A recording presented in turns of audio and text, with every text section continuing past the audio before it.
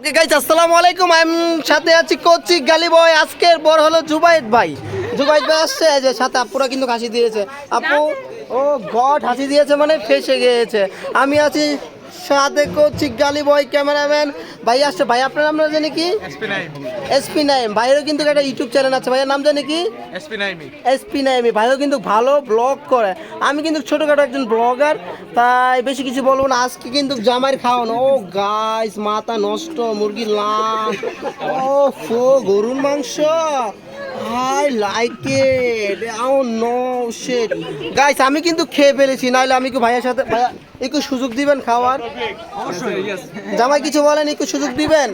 দিবেন নাকি ভাইয়া? একটা জোর খাবেন ভাইয়া, ভাইয়া একটু সুযোগ দিবেন খাওয়ার ভাইয়া প্লিজ।